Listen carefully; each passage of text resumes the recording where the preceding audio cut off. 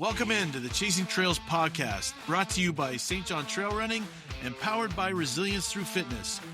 Join two middle-aged dads as they sit down and talk trail running, life, and everything in between. Now, here are your hosts, Jeff LeBlanc and Brandon Thompson. Welcome in, everyone, to another fabulous episode of the Chasing Trails podcast. You've got Jeff and Brandon here with you. Thanks so much for tuning in, watching, wherever you are. We're so glad that you're along for the ride with us today. Jeff, how you making out, man? I'm doing exceptionally well right now. I can see the TV off in the corner, and it's 2-0 for the Leafs. So 2-0 Leafs. So it is hockey playoff time, and it's so game 2, baby. It must be cutting into your recovery time. Is it a little bit on your training blocks with the later nights? Yeah, it just started, and I already missed 2 runs. So, although Monday was actually a rest day because Friday and Saturday were quite long. So this week had 2 rest days back to back. That's right. Monday. We did have 2 back to back rest days. Yeah, so I was up late Sunday night, didn't run Monday. I was up late Monday night, and then had to go to Grand Falls today, so I didn't run today either. So tomorrow I got to drag my sorry butt out of bed after staying up late with an 8:30 start and get a run in. Yeah, because this weekend I'm in Toronto. So this is a bad week for training. Now, last weekend I had 2 really great training days. I ran 2 hours on Friday up at Woolastook. It was beautiful. There was frost in the ground, but not enough to make it slippery. Just no mud. I went up to Kelly's Lookout 3 times and got some good vert in and had a great run. And then the next day, I ran for 3 hours and did another 25K. So like 40K across 2 days, basically within a 24-hour period. And it went pretty well too, except I ran out of water at the end of my 3-hour run. So I need to get myself another soft flask so I don't do that, because I didn't eat anything for the last 45 minutes, and I could definitely tell. Yeah. Adam's got me really trying to dial in on the eating every 15 minutes to a half hour. Like, even if you don't think you need any, you're just gonna eat. You're gonna eat again. You have these 2 bars that you said you were gonna eat every half hour. You're gonna eat them, but if you don't eat them, you're an idiot. So you just gotta eat them. So wow. I've been really trying that, and it makes it. I feel like it's been making a pretty big difference. Because normally after a run, like going up and down Kelly's Lookout at Woolastook, the next day, like running 3 hours, generally wouldn't have happened well. But it did. It went pretty well. So fantastic. So yeah. So if I can keep figuring, I still need to fine tune it a little bit, but if I can keep doing a little bit of that, then that'll be very helpful for when we get to Rockwood and beyond this year. So yeah, that's good. But so training's going pretty good. This week's probably going to be a write-off, but I'll get some training in as best I can. And just sometimes you live life, and it is what it is. I agree. So I had the same kind of dilemma last week. I had a busy week. I had funerals and that sort of thing. I'm gonna have funerals this week too. Actually, it's been a rough week that way, but I had the same thing with you, but I couldn't do mine back to back. So I had family dinners for Easter and stuff like that. So I did the 2 hours, and I had like one of the best runs of my life. Like, I just felt everything was clicking. I had lots of energy. My legs were Big fresh. Daddy cookie. Yeah, I had like a great big cookie, man. Shout out to the All Out Trail guys for like, that was the first time I ever heard about eating a Big Daddy cookie. And it's like 400 calories in one single serving. And you don't cookie. It's just, I mean, it's as good as eating a granola bar or something, like 4 granola bars. Yeah. Like, I mean, the health content is pretty much the same. Yeah. Maybe a little bit more sugar, but that's what you're looking for in those kinds of things. So anyway, I was just like, I'm bouncing around eating this cookie, and did this huge climb up in our town, up the Hall Road, which was like a big hill. So I was living my best life on that 2-hour run. Yeah, man. And which cookie did you get? The oatmeal or the peanut butter, chocolate chip? Chocolate oatmeal. Chocolate oatmeal. So there's one with raisins in it, which is the grossest thing on the planet. No way, man. Cookies with raisins should be banned. They're so good. Gross. I love oatmeal raisin cookie. I haven't tried the double chocolate one yet. I don't know how I feel about double chocolate. That's a lot, but I'd pick it over oatmeal raisin. That's for sure. Well, I got them for a couple of our runs. I think one time, maybe it was after All Out Trail Racing mentioned it, but I noticed they all have milk protein in them, so I can't get them anymore. Oh, So did that, and then had a family dinner kind of thing for Easter, and then we did the 3 hour, which I did at the Irving Nature Park. Right. And that How went many loops was okay. that? Did I you tried do to get 2 or 3 loops, but I 3 loops? I had to take a phone call because someone died, and I forgot to stop my watch, and so I didn't get all the loops. You can tell you're a real Garmin watch person when you're like, man, someone died and I forgot to stop my watch. I was like, oh crap! I was like, what am I gonna do? What's that gonna do to my Strava pace? Oh, it messed my time up bad. So I was like, oh, how shoot. dare they? How dare they? So I did two loops, and then I didn't have enough time to do a whole other loop again for my third one. So I just did the road to the beach and back. Okay. But I got to see Blake Hill. Shout out to Blake Hill who was there, and got a chance to say hi to him. And that went pretty good. Like it was, it reminded me of how different it is from running on the treadmill. Like you're just, ooh, that's is that the real number? Like I was like, maybe I've got my watch set to miles instead of kilometers. And so I was like, that's what, a 14-minute mile. That's not as bad as a 14-minute kilometer. And then I was like, no, that's a 14-minute kilometer. And so it was kind of like, yuck. Yeah. But my legs were pretty tired from the Saturday or the Friday run. So I felt good just getting it done and set some records, like some PRs. So I was happy with that. And we'll keep going on some of those segments. Got a local legend too. I'm a local legend on the boardwalk. So I'm like, yes, nailed it. That's going to be gone before the end of this episode comes out. I will have lost some, that local legends out at Woolastook, but because everyone else mountain bikes it, I'm the only person that runs it. So it's like, the only guy that runs it's getting a local legend out here. So anyway, so the training's going well. I'm feeling a little bit more confident as each week gets closer. 5 weeks, buddy. Romp and Rockwood. Yeah, not even 4 weeks. Well, we're like 4 and 2 days. Yeah, 4 and 2 days. 4 days or something like that. Yeah. Yeah. So that's been good. But this whole Easter season got me thinking about something because I had like a number of family dinners. Yeah. And it got me thinking, Jeff, what would be your Mount Rushmore of family dinners? So if you could pick any menu for a family dinner, what would be your top 4 that you would recommend? So this, like, I had ham twice this weekend, and it did not bother me even a little bit. Right? So, like, and everyone knows it. So, even Heidi's dad mentioned, he was like, I was just going to do a pork shoulder, and your mother-in-law wouldn't allow it because she knew that you would, and others too, I'm sure, but she's like, she knew that you would definitely prefer to have a ham. So they did both a pork shoulder and a ham. Wow.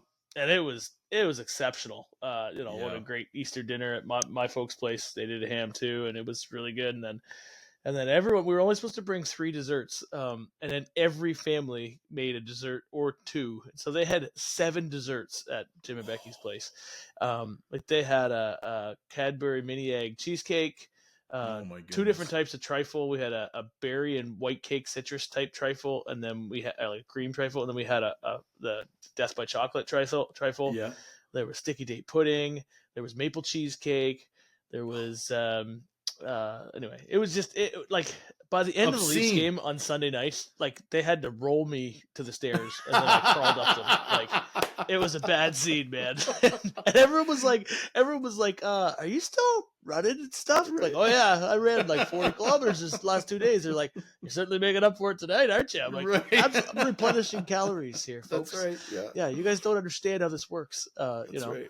So so it was a heck of a night. So that to say, yes, like the top meal would definitely be like the traditional Easter ham dinner with potatoes and like any other casserole you want to have go with it, but scallop potatoes or whatever. But yeah, you got to have the ham. Yeah. So mine, I think if I was going to pick like your Mount Rushmore, I would probably pick turkey would be number 1 for me. So I would go turkey, then I would go roast beef, then it would be ham. Oh man. But like I'm like you, like I don't hate ham. Like I had ham twice and I don't regret it at all. Like it was fantastic. Fair enough. And And then I think my last one, this is a bit of a wild card. This is a little bit of a family tradition for me, is my grandmother would always want Kentucky Fried Chicken for her Oh yeah, birthday meal. yeah. And so we would always have Yeah, Kentucky Fried Chicken, which is, you when's want the to talk last about time? bad for you. Right? That When's is the like, last time you had a bucket of KFC chicken? oh my goodness. Like, It's been years for me. oh my goodness. Years. And you just like, you might as well just go to Costco on your way home and load Yeah. up on toilet paper, because it's going to be like, the fallout is going to be Right. disastrous. Absolutely. Yeah, So absolutely. it is just but it Yeah. was one of those things that she loved, and so it's been, every once in a while we'll have That's it as funny. a family dinner. I think it's funny. I would, if I was picking a Mount Rushmore, I would pick the same in different order, probably. You know, like ham being number one, turkey would be number two. I'd also love roast beef, and you're right. It's kind of like roast beef number three for me. It's like, not really. I love it. I will eat it, especially with gravy, and like if it's made well. I don't like it if it's like overdone and dry, but like if you make a nice medium rare roast beef, like that's good. And then it would have to be like the obscure one, like yours is KFC. Mine would definitely be pizza, homemade pizza, or Right. even bought pizza of almost any kind. Like I don't know that I've had any bad pizza, but those would be my 4 favorite meals. Like if you could say, look, you could pick a meal, like I would start at like ham dinner and work my way down, and then like settle for pizza. But pizza's amazing, so it's so good. It's not like 1, 2, 3, 4. It's 4 number ones. That's right. Like, that's how it goes. That's a good way like, to describe it's just it. 4 Absolutely. ones, Yeah. and I'll eat any of those. One any day A, of the one week. B, one C, one D. Yeah, exactly. Yeah, I mean, given the health benefits of KFC, right. I would probably change up pizza and KFC. Well, like, I don't know that that pizza's any better. We think it is because it's got vegetables on it. It's got veggies on it, right? That's got to count for something. You think about pizza, it's not actually probably that healthy for you, but certainly not bought in pizza. There you go. Oh goodness! Hey, have you? We didn't plan this discussion topic, but before we get into our guest, have you had your first trail running fall of the season yet this year? Not yet. Knock on wood. I have not had any incidents, but so I beat you to I it. I feel like this is leading into a story. Like, tell me your incident, Jeff. So there's another one of those incidents that involves my watch trying to call 911. But I was all done my run, my 2-hour run out at Woolstook, and I always run Shoreline. Anyone from Fredericton who mountain bikes out there will know what Shoreline is. And so you're basically running along Kelly's Creek, and for most of it, there's like a 2.5 foot drop right into the water, but you're like probably 4 feet away from that on the trail. Like, so it's not like you're running right on a cliff or anything like that. And it's not much of a cliff. It's like a 2 foot drop. And then the water this time of year is right up to the drop off. So you're probably in another, call it a foot and a half of water when you hit the ground there. If you go out further, there's a big drop. It's a pretty deep creek. It's not really a creek. It's like a big pond anyway. But it's part of the St. John River. So it gets deep fast, I guess is what I'm trying to say. Anyway, so I'm all done my run. Going out Shoreline, back to my car. I'm maybe 5 minutes from my car. Like, accidents always happen 5 minutes closest to home. Closest to home. So I'm running back, and of course I'm just kind of cruising along, and I'm moving at a decent pace, and I catch my foot on a root, and I go straight down head first into the drop off. So I'm sliding, and I guess if you're watching this, you'll see this, but on like my left shoulder, kind of on my back, but with my arm pinned underneath me, and sort of like almost rolling over onto my back, but only halfway. And I'm sliding, and at the last second, my brain realizes like there's still ice in that water, and it's going to be really cold. And so as I go over the edge, so from my belly button up is hanging straight off this cliff, which is only 2 feet. Like, it's not a big, like, I'm not in death, like, there's no injury happening here. I'm just going into very cold water. So I reach out like across my body, but all my weight's still moving forward. And all I could do was hook my thumb on a little sapling tree. And I grabbed that thing with just my thumb and tried to make a fist. And it, like this. Like, the tree was here, and I grabbed it like this, and I was still sliding into the water. And I grabbed it, and I'm hanging off the little 2 foot cliff, looking at the icy water. And my my watch is buzzing, and I'm like, what is? I'm trying to push myself up with this little sapling, and I can hear it ripping out of the ground because it's not much of a tree. And Oh, I'm like, I'm gonna go in, and so I'm scrambling and trying to get up off the ground. And I look down, and I have 3 seconds until my watch calls 911. And I'm calls like, the no, no. cops. Yeah. So anyway, then I tripped when I was trying to turn off my phone and like fell back into the path up the hill. Oh, man. Anyway, I was like laying on the trail, and I was like, okay, I got my watch turned off. I'm not wet, and I'm not dead. And I was Right. like, man, like I could see the parking lot almost, like not quite, but I was like, frig, this sucks. Anyway, I'm all muddy. Anyway, I get up and I run another, I don't know, probably for like 2 minutes, and then I can actually see the parking lot. And anyway, my thumb just starts throbbing, and I was like, I might have broken my thumb. I got back to the car, and I couldn't move it. It was like all stiff. You know how it gets when you pull ligaments or whatever. Yeah. Anyway, so I kind of made it rotate, and it kept clicking, and like I was like, I pulled a Tim McDonough. I just broke my hand trail running somehow. Right. Anyway, then I still had 0.3 miles left to get to my 15 kilometers, so I ran up and down the road with a really sore thumb. Like held my arm funny, like held my arm and ran up the road. These guys pulled in, and I'm running like holding my hand, like, oh, I must look like the biggest idiot running in a circle here, trying to finish off my 15 kilometers. Anyway, so Oh my I got in the goodness, car, John. and I texted you and sent you a video of my thumb like clicking in spot. Anyway, it's fine. It's still very tender if I like pull back on the top of my thumb.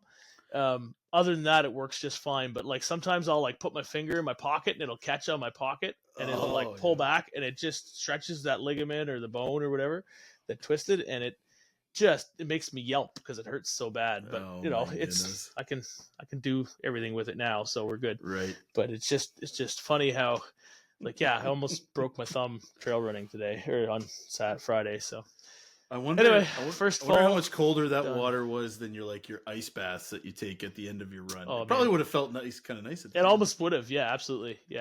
I was doing some research to see if these cold baths that I've been taking are actually cold enough to make any difference, because I don't have like an ice maker, so like we just put well water in it, which is pretty cold coming out of the Pretty tap. cold, yeah. And then we put some ice in it, and so it got down to like 8 degrees, which they say anything 10 to 15 degrees Celsius is good for the inflammation or whatever. That's what the Chat GPT tells me. So Right. so yeah, so I feel like it actually does do something. I'm not just sitting in a cold bath for no reason, because that's, I was like, I'm not doing this anymore if this isn't actually going to help me, like, you know. But it always seems to make my hips not nearly as tight the next day. Yeah. So Yeah. anyway.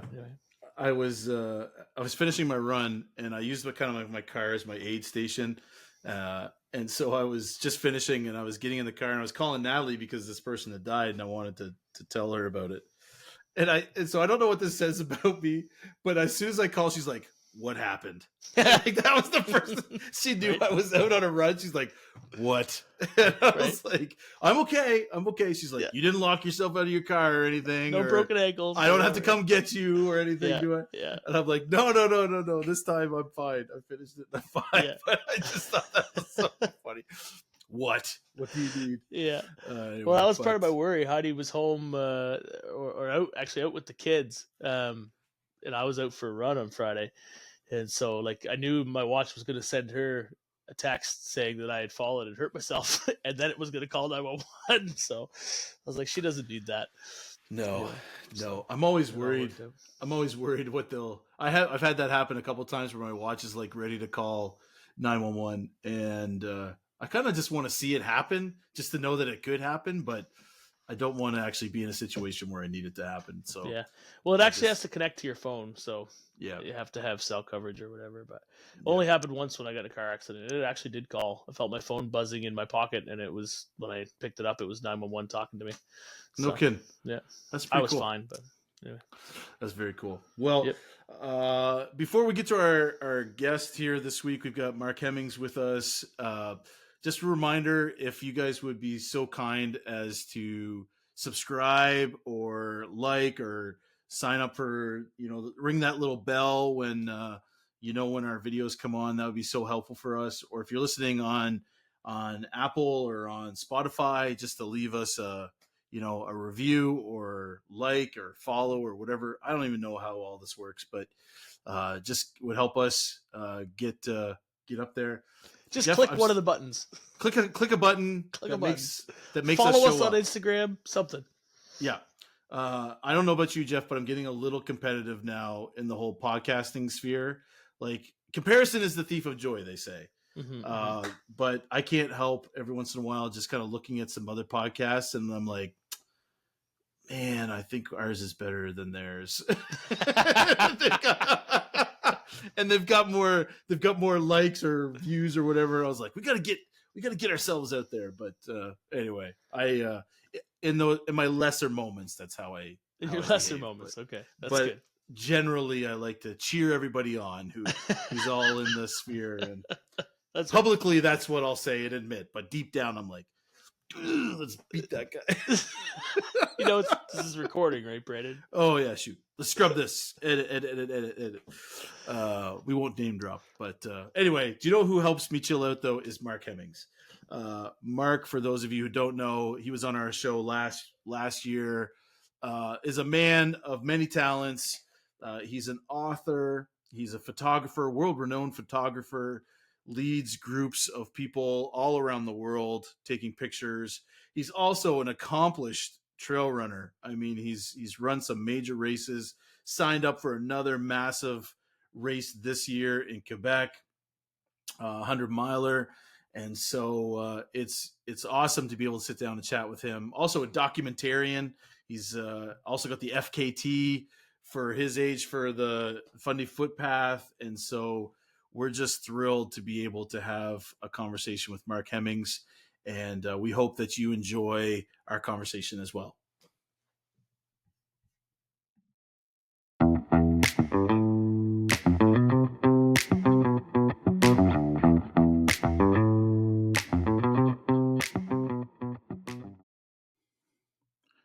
All right, everyone, we are thrilled to have into the Chasing Trail Studios with us Mark Hemmings, the author, the photographer, the TV show host, the ultra marathoner extraordinaire, coffee connoisseur, the man of many talents. Mark, thanks so much for being with us this evening. Oh, it's a pleasure, both of you. And Jeff and Brandon, thank you so much for doing what you're doing and for actually suggesting that that a coffee connoisseur is something of great value, which I believe it is. And it's a pleasure being on this again. And thank you so much for the invite. Yeah. Before we get to like the major discussion points, what are you drinking these days? What's the coffee that your go-to coffee right now? Yeah. So what I do every morning, almost every morning, is I start my day at Catapult Cafe. I live in St. John, and anyone who lives in St. John probably knows that place. And what I tend to do is try out their featured roast. So each month they get a new featured roast from a different supplier, different roaster. And when I go through that, I just go with their normal morning espresso roast, which I believe is from Epic Chemistry, which is in Moncton. Yeah. Epic is a great spot. I just got to try it for the first time, and I love the experience. It was a really great spot. And Jeff, what are you drinking these days? What's in your coffee pot? Oh, I drink black coffee. Not as much as I have been drinking, but a little just basic Kirkland house brew black coffee. So it's nothing special. Just gets the job done, right? Gets the job done first thing in the morning, bud. Yeah, right. Coffee's made and ready for me. Yeah, I understand. Mark, we wanted to just talk to you a little bit about some of your photography and how you've been able to incorporate it with your love of running. I think that's a really unique blend, and we see that. Of course, photography has been a huge part of the ultra marathon scene with magazines and capturing some of those images that we're seeing. I just think about some of those pictures from the Barkley Marathon when people are just like collapsing over the gate, and it's just been really neat to see how they capture those moments so well. But one of the things that always struck me, and the last time you were on the show, you talked about this, how you would stop and you would take pictures along your long runs, and those are some of my favorite posts, is just seeing some of the spots where you're running. when what is it about photography when you're running that really resonates with you and with your heart? What is it specifically about that really just kind of clicks for you? Yeah, well, there's a number of different things. One is that on a very simple level, I just want to share with everyone, all my friends, essentially what this trail or road looks like and the fun or interesting things that I've found along the way. So that's a very surface level, but still a very meaningful way to, to share your adventures. And for trail runners, actually, a lot of the times, people who are maybe on Strava or Instagram or Facebook who are seeing these photos, that they may not have been on that trail, and it Mm, may be something they say, "Oh, I'd love to try that out." So that would be, I guess, a high level. But it also works for me in a very interesting way where I I do need to have encouragement to get out to run. All of us do. In fact, a lot of the time when I'm listening to your podcast, a lot of it is, the struggle for encouragement. mm, And that's normal for every runner. But it's also very normal for every photographer. oh And yeah. if you think about any way to help with your art to get out the door, then essentially what I'm using is photography to encourage me to run, or running to encourage me to take pictures. Wow. Now, photography is an art, it's also a science. And I do find that these two have worked perfectly together to essentially get me out the door on those days that I don't want to. Mm, Now, there could be a day where it's really, we'll just say gray, overcast, not very attractive, but I feel like running. Well, then that's great. Then I'll choose, a trail that doesn't include the gray sky, but maybe has waterfalls. And yeah, I just see it that way. I'm speaking, non-professionally, but just in the sense of encouragement. mm. And yeah, I think that it's a fantastic way to incorporate being creative with doing something physical that helps our body and our health. Yeah. I mean, it's that idea about encouragement is just is so true. I mean, we'll use whatever carrot or stick we need to use to kind of get us out the door. And so if you can incorporate two things into one activity, that's pretty efficient, but it's also they feed each other. And so it sounds like you're able to play one off the other. If you're not feeling the need to run or shoot, you can use one to the other. So that's a pretty cool way of thinking about it. Um, Brandon, if we figured out how to take pictures instead of eating snacks, maybe right. our encouragement would actually work in the benefit of our running too. That's right. That's right. So instead of taking pictures, we just eat snacks. Like that's Yeah, kind of our our yeah. motivation It's is our just to motivation. eat I snacks. almost didn't go running last weekend for my long run because I didn't have any good snacks. I was like, this is gonna suck. I'm not gonna go. And Honey was like, no, you're gonna go. Here's what we have. Take it with you and get out. And so I did. Right. But Right. it Yeah, well, Right. just made Jeff, me think of that. another encouragement that I didn't mention is that I I love eating sweets, but of course I have to obviously be careful that that's not, like a daily thing. Just so my consumption of sweets is actually the long runs, Nice. and I just get, everything that I would want, like marzipan or yummy granola bars, and anything that I want that's sweet, I just save it all into a bin, and it's the long run. And we need to train our gut anyway Right. for high carb intake, so we might as well do that gut training on the long runs. And that's also an encouragement, because I find that when I run fasted, it's kind of a disaster because I don't right. have that Absolutely. dopamine hit. Absolutely. Yeah. I love Yeah. marzipan. I never thought to take a marzipan on a run before, Yeah, but ooh, that's a good yeah. that's a good one. Do you know what though, Mark? You got to try Jeff's wife's date squares. I don't know if you're Well, a I would date love squares date guy. squares, so I would be happy to. Oh, Heidi makes some great date squares. I don't even like date squares, and I was teasing Jeff about them so much because I like in my growing up years, we'd always experience these potlucks where date squares were a part in the mix, and I'd always shun them because they just looked so unappealing. And then I had one, and I thought, oh my goodness, it was actually really good. So I we'll get Heidi on consignment here, and she can just start pumping out date squares for all of us to enjoy. I'll be a very glad recipient, especially any of the 5 St. John trail running races. I will be Yes. there, I'll be running, and I'll be a great recipient of date squares. Amazing. Yeah. I'll see what I can do. Okay, Mark. The last time we talked to you, you had just turned 50, Yep. and you had set out all these crazy goals, and maybe not crazy isn't the right word, but you'd set these ambitious goals to accomplish in your 50th year. Can you just remind us what those were and how did you make out? I'd love to follow Yeah. up on that. Yeah. So it worked out really well. I'm 51 now, by the way, Yeah. as of 2 weeks ago. And when I turned 49, I said, you know what? I'm going to give myself 1 year to get listed in the fastest known time website.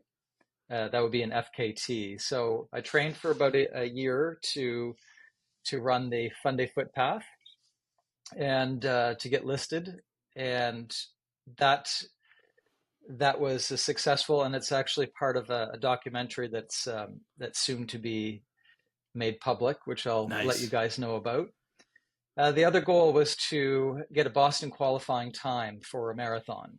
And I got that twice, No kidding. interestingly, Wow. at Prince Edward Island and Fredericton, but both times it was sort of stymied by two factors. One, the race was just after a cutoff time, and the other one was an a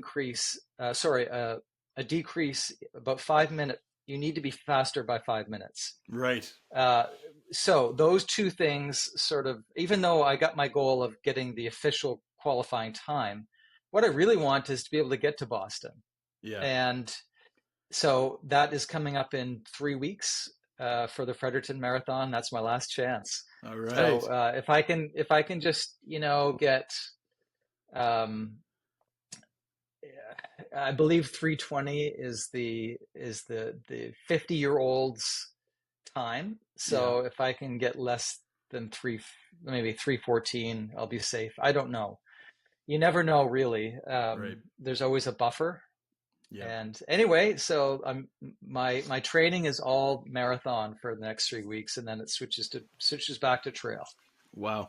That's exciting. I can't wait to hear how you'll be with Colin Swift. Colin Swift is chasing after his is it a 250 time he's going after? I think that's what it is, right? He's chasing Yeah, 250. That's what his YouTube yeah, training is about, right? I'm sure he'll get it, and it's really nice that we'll be able to see him at the start line. I will not see him at the finish line unless he waits to say hi, Right. because he's very fast. He is. He's very swift, Yes. and but in any case, we'll see what happens. Lives up to his name. That's Yeah. right. Um, okay, so the last time too we were talking, you had done the Capes 100, and in that we were able to see you take some pictures while you were actually running that race.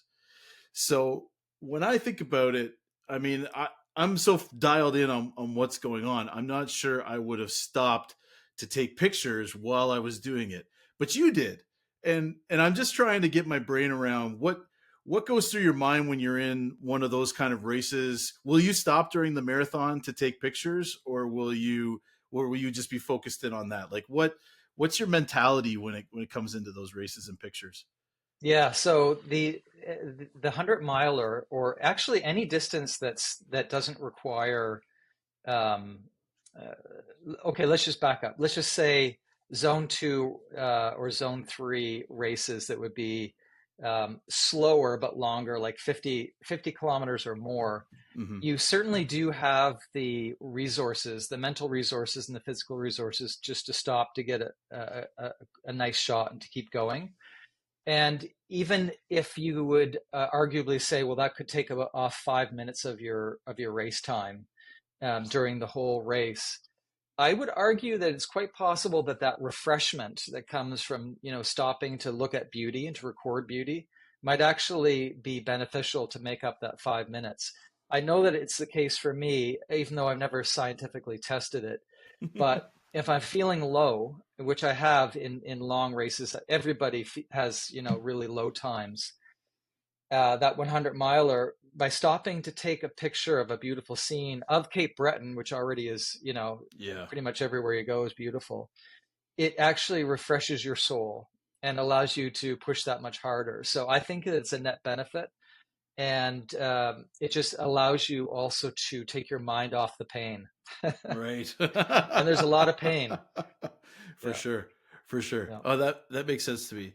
And I'm curious to know, what is it that speaks to you that is picture worthy? What is it? Is there something about a particular object or a scene or an element, lighting, that makes you say, all Yes. right, this is it, I'm going to stop and take a picture? Is there something Yes. to that? Yep. So photographers, once they get to a certain point, and I don't know where that is. It's usually a year in to your photography journey. They will have an internal switch, and that internal switch is part of your soul, part of your mind, part of your heart, your emotions.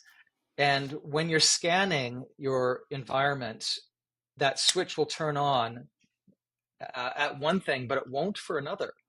And Yeah. this is, has something to do with taste and preference, of course, but it has, I think, mostly to do with sort of, I guess you would say, heart language, where that particular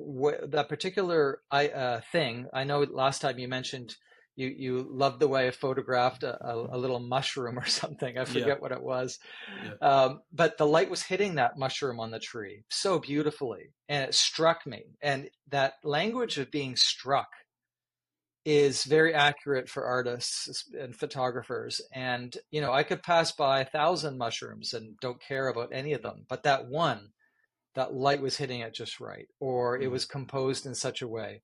And a lot of times it's very difficult to explain exactly what parameters make a good photograph and what don't. The parameters are more of that metaphoric or poetic language. It's a little bit hard to describe. You can only describe it after the fact, usually. Mm. Yeah. And I think that makes sense. We've all been in moments where we've seen something that has just really grabbed us, and I can understand that kind of language. Um, and it's interesting because you travel all around the world, and so you see things that a lot of us, wouldn't see. And so you've got this broad palette of opportunities to see things, and one of those places is Japan. And so you've been recently to Japan, and now you have signed up to be leading running groups on some of the trails in Mount Fuji. So I got to find out, how did that happen? Like, who did you have to talk to? How did you manage to wrangle that gig up? Because that is a sweet job. Yeah, yeah. So it actually goes back only 1 year. In fact, almost to the day last year, where I uploaded a video to my YouTube channel, and I just said, "Look, if anyone's interested, I have experience in Japan, actually a lot. I've been there, I think, 18 times." And I Wow. said, because I'm a trail runner and also I lead photo workshops to Japan, if any runners want to make use of me as a crew, I will crew for you for the Mount Fuji 100, formerly Right. called UTMF, Ultra Trail Mount Fuji. And I just threw it out there for fun. And some local friends from the St. John Trail Running said, "Oh, that's a great idea," and they tried to make it happen. It didn't work, but that's just because of schedules. But a Mexican trail running company called Air Libre, who do running experiences throughout the world. Uh, the owner, Mauricio, who's now a good friend of mine, saw it and said, "Mark, can we have a little call over Zoom?" And we did, and he was interested in doing, breaking it into the Japan market. Mm. So as I had a lot of experience in Japan and putting together photo workshops for photographers, the transition to working with trail runners, I think, is going to be actually quite easy, or if not easy, just the exact same logistics as having a group of photographers go through Japan. So what we did was I've already climbed Mount Fuji, and at this point, and I had a lot of media, good advertising media. Plus, I know the trail, and I know what is necessary to climb the mountain, to stay overnight, all the logistics to go down. And we chatted about that, and I gave Mauricio and their team a sample itinerary for 1 week, and it's scheduled for September. Wow. And it's going to be 1 week, so we start in Tokyo, and then we go to a place called Kamakura or Enoshima and to do some running there. Then we go to the base of Mount Fuji. We climb Fuji, stay overnight, and then go down the other side to a lake called Kawaguchi. Now, this is one of the sections of the Ultra Trail Mount Fuji, or Mount Fuji 100, which we will be running a segment of. And that race, even though I don't think I could get into it because it requires X amount of points, it is an absolute visual gem, because pretty much everywhere you run, you're seeing the beautiful Mount Fuji. Now, that race is not climbing Mount Fuji, it's circling it pretty much. And so we're going to be doing a section of that trail, eating good food and having a great time. There's going to be 17 of us. And what was really encouraging to me is that the trip sold out within a month. Nice. And so we were opening up a 2026 version in July. And that is going to be pretty much the same Mount Fuji, and then the Tokyo running and so on. So to sum it up, the Mexican company Air Libre and I are partnering on this, and I do believe it's going to go well. And my assumption is that we'll do many more in the future, many of these collaborations. Wow. That's super cool. What a cool story. So how far are you running each section on the Mount Fuji 100 trail? Yeah. How much are you doing a day? Yeah. So for these international international running workshops or experiences, it's usually around 15 to 20 kilometers per day. It's not radically strenuous either for pace. It's not a race. It's a fun time. And of course, going up Mount Fuji would be a hike. But when we get to the top of Mount Fuji, there's the crater rim. Now, the crater rim is about a 2-kilometer circumference. And within Fuji, there's a massive crater. And this circle is a fascinating thing, because 2 kilometers sounds like nothing to us. Right. However, I ran it, and it was incredibly tough because of the lack of oxygen. Oh, right. And I felt like I had lead boots, literally. It was so interesting. And there's not too much elevation gain on the crater rim circuit either, so it's an easy run, but not at that elevation. So anyway, that'll be fun. And then, I do plan to lead the group in running down Mount Fuji, because the path is shifting sand. Oh, wow. And have you ever ran down a what would you call it, like a sand dune? Yep. You know how fun it is, and kids love it because they can just bomb down, right? And that sand just sort of slows you down so you can run like a maniac. Well, in certain sections of Mount Fuji, the lava is over the millennia have become fine sand. And you can do the same thing. In fact, there's YouTube videos of people bombing down Mount Fuji. And I tried it, and it was so much fun. I'm looking forward to doing that. Oh man. So this sounds like it's very, you don't have to be an elite trail runner to be able to be a part of this. So No. Jeff, I think this is our sign. Like, I think Japan is calling our name. 2026 July. Yeah. I don't know. Flying to San Diego this year was the furthest I've ever flew, and I nearly lost my mind. So I feel like flying to Japan would be a real challenge for me. But Yeah, you just load that's up with movies. That's It'll be right. okay. Yeah. how long you'll is be the flight, fine. Mark? You fly So from it's, here to Toronto and then Yeah, Toronto to Tokyo is roughly 13 and a half hours. And depending on what plane they have, they also fly from Montreal direct as well, sometimes. Yeah, we could try all sorts of, great food and run down a mountain. I mean, that sounds to me like a great time. I think that'd be great. I don't Yeah, and disagree, but for two men with 5 children, I just don't. I mean, maybe your wife will let you go. bring the whole family. That's right. Yeah, that's right. We need a whole yeah. cargo plane to fit all our stuff on a 13-hour flight, but it would be absolutely fun. That would be super It fun would be to do. amazing. I agree. If I was going to go to Japan, that would be a trip that might make me go. Yeah, absolutely. Fantastic. Mark, so you've traveled to different places around the world. You've run on trails in different parts of the world. What are some of the most beautiful places that you've run?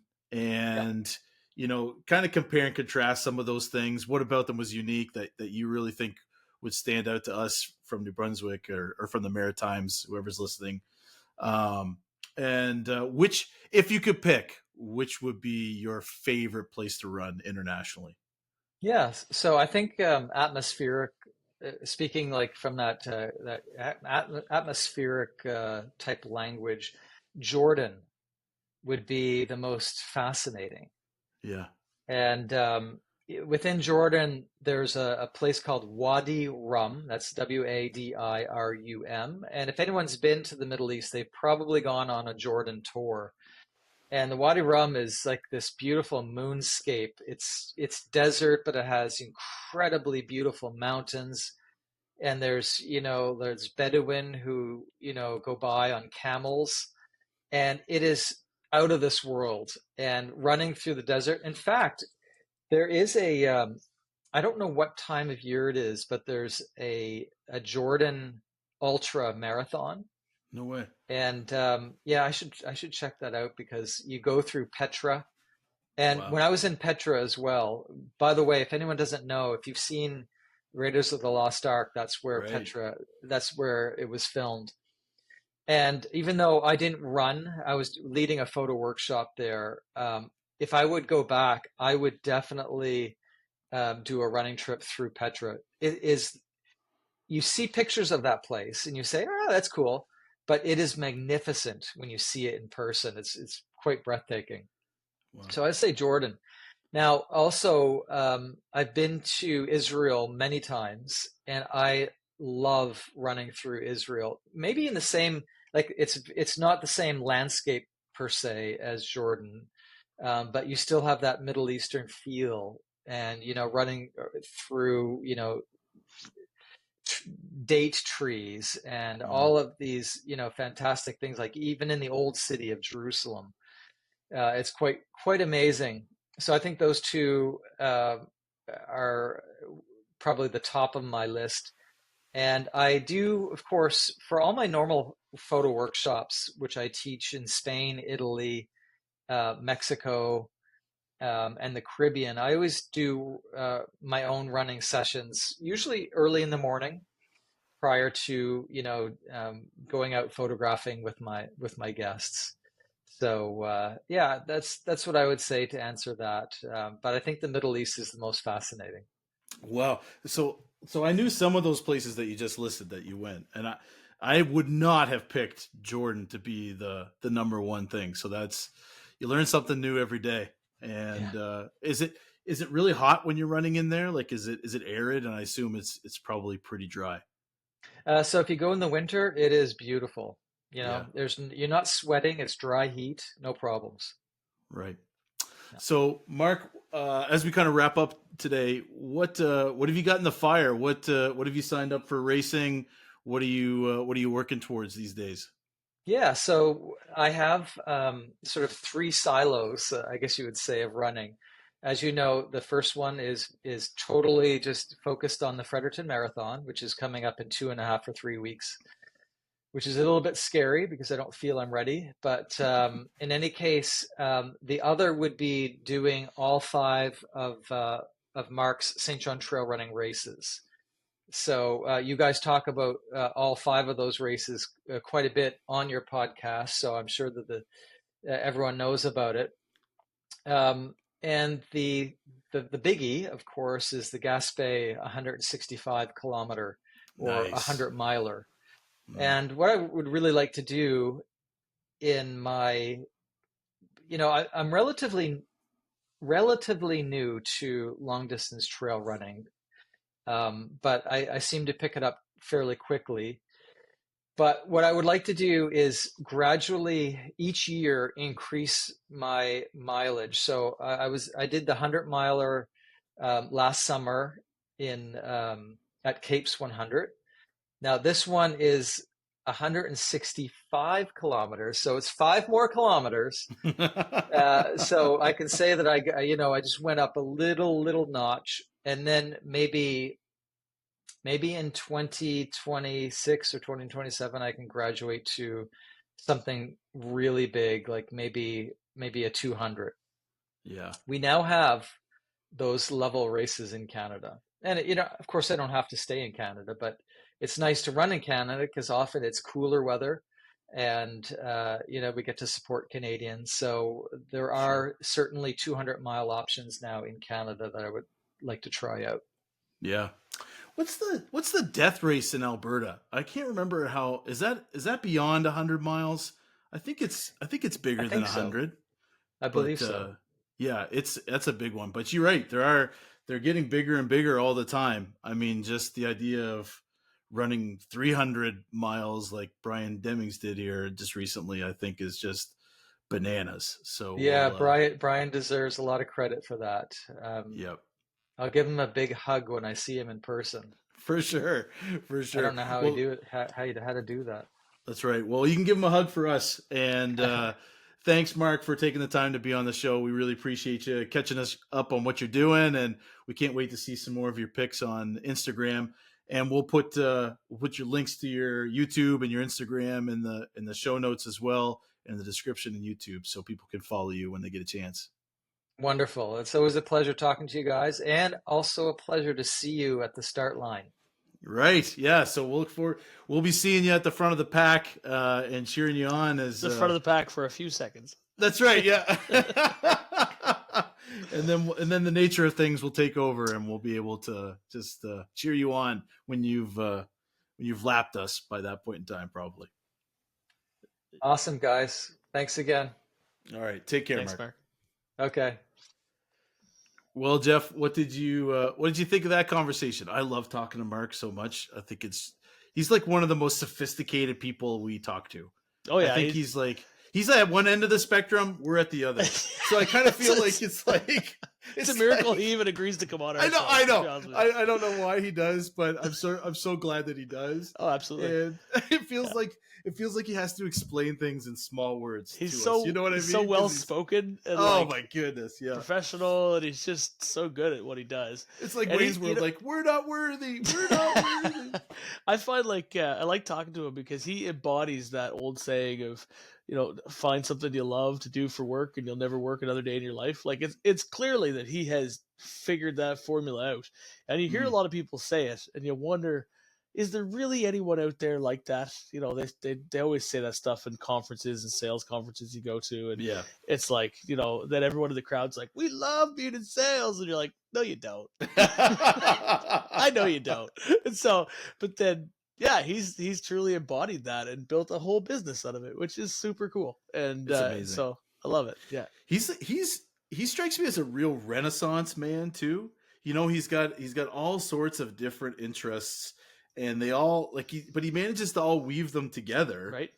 And incorporate them into different aspects. Yeah, absolutely. I just think he's a really, really interesting guy, a man of a man of mystery, that's for sure, because he's got all sorts of things going on, and I can't wait to watch that documentary he's doing about the FKT. Yeah, it'll be good. It'll be well made, and it'll just be super cool to watch. Absolutely. And I tell you, he is one of the nicest people to run with. Like I did a bunch of, we started some loops together at Looney Loops. I didn't do any loops with him, but we started some, and I sat down and had like a cup of coffee with him when he was trying to get back out on the trail or whatever. And just a nice guy, to sit and chat with, and he'd give you the shirt off his back and probably carry you around a loop if you needed him to. Like he just seems like a genuine nice guy. So I enjoyed running loops with him. So I was super happy to hear that he plans on doing all 5 of the St. John series races, because I'll try to do all of them. The only one I'm not sure about is the Thanksgiving weekend one. It probably might not happen, but I might be able to sneak out for the quick 5K or something like that up at Poli. But anyway, I'm not sure that's going to be quick, Jeff. No, I mean, that's true. You're running up a freaking ski hill. Quicker than the 13K, right? Yeah. That's right. I guess in comparison, you're right. Yeah, it's quicker than that. Yeah. But that concept is just scares me half to death. Just running up this. I've been on the ski hill. I've gone down it. It scares me to go down it, let alone run up it. So I'm not sure I'm cut out. I don't think you run straight up though. I think there's like some different trails you take. Snake, like what do they call it? Switchbacks. Switchbacks, maybe. Yeah. But anyway, if you're interested, anyone who wants to go to Japan, run on Mount Fuji, bomb down a mountain, eat some crazy Japanese goo. Some bean paste. Bean paste. No, thank you. It sounds like it should be a wonderful experience, and I can't wait to hear all about it. So in the meantime, everyone, enjoy your bean paste goo or whatever other kind of snacks you have on the trail, and we'll see you the next time. Everyone, keep on chasing the trails.